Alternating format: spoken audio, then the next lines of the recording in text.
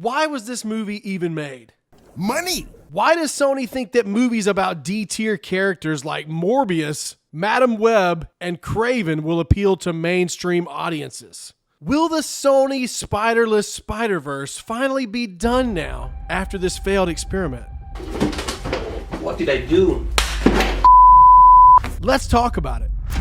Ladies and gentlemen, the hairiest and cuddliest comic book movie analyst on the web today, Jonathan May. This is Comic Book Cinema, where we bring you the best comic book movie content.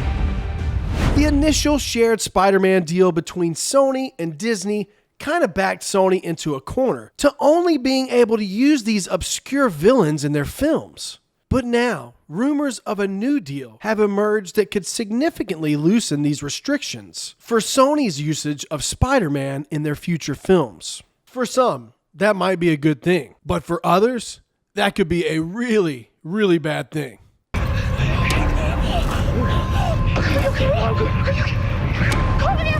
The Sony Spiderless Spider-Verse films have mostly been terrible, with the exception of Venom. Do we really want to see Tom Holland pop up in this universe? I'm not sure how I got here.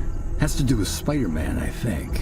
Though recently it's had some flaws of its own, do we really want to see the MCU connected to this crap? That is one big pile of It's true that Madam Web, Morbius, and Kraven are all D-tier Marvel characters. But if the studio had put more care and attention into these films, the potential was there to get way better stories. Madam Web had every wine mom's favorite actress in Dakota Johnson, and every man's favorite set of Hooters. Sydney Sweeney. Hi, boys. Who wants a refill? Us, we do! But they hired the same writing team from Gods of Egypt, which is a horrible film, Dracula Untold, which is an even worse film, and Morbius. What's the definition of insanity again? Oh, that's right, doing the same thing over and over again and expecting different results. And we only get to see actual superhero suits in the last 45 seconds of the film. How did you think this would turn out? For Morbius, you had an Academy Award-winning lead in Jared Leto, but the same awful writers and a humorously bad movie. In Kraven, you had another great lead actor in Aaron Taylor Johnson, who looked the part and got into tremendous shape for the role. The potential was there, but the execution was not. That's why I have concerns about Sony's restrictions on using any type of Spider-Man in their future films. Whether we're talking Tom Holland, Andrew Garfield, or live-action Miles Morales. I don't trust this studio not to ruin it. Because that's what they've done to the character of Kraven.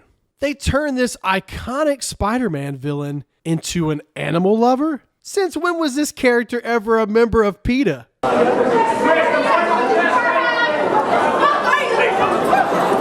Why does the studio feel the need to turn Kraven into an anti-hero? Kraven only works as a villain. The dialogue in this film at times feels like it was written by a sixth grader. It's truly amazing how awfully cheesy this movie is. The origin for Kraven in the comics is drastically different from what we see in this movie. In the comics, Kraven discovers at a young age that he has a natural talent for hunting. By adulthood, his hunting skills are legendary, and he quickly becomes a big game hunter. In the movie, he reluctantly goes on a hunting trip with his dad, Russell Crowe, cries when he sees a lion, gets whooped by that lion, and becomes Kraven after getting a drop of lion's blood in his eye. Big change from the source material, and not a good one.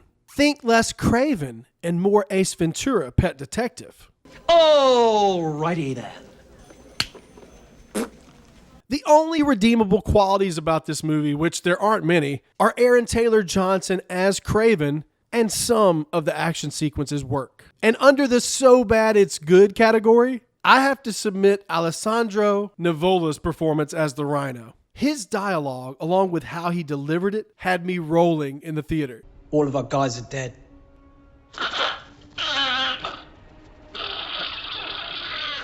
Ariana DeBose as the character Calypso was probably the worst performance in the movie. They cast a pretty girl that can't act. If she can, She certainly wasn't able to showcase it here. Russell Crowe's performance was solid, but it felt like a waste of talent and effort.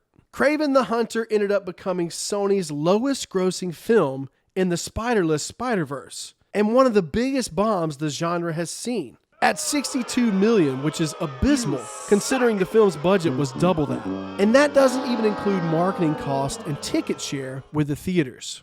Will Sony let the rights to Spider-Man revert back to Disney Marvel? I know that's what us comic book fans want in our hearts, but Sony would be a bunch of fools to ever let that happen. As long as they release a Spider-Man related movie every X number of years, they get to keep those beloved rights. Spider-Man is a massive cash cow for them. When you total all their post-Amazing Spider-Man films box office, they are still in the green profit-wise. The best we as comic book fans can hope for is a continued partnership between Sony and Disney so that we can continue to see Spider-Man in the MCU. So no, as much as it pains me to say, Sony will continue putting out their Spider-Man related films. They would have to have several more flops in a row to even consider selling the rights back to Disney for billions. Unfortunately, this is just another typical Sony Spiderless Spider-Verse movie.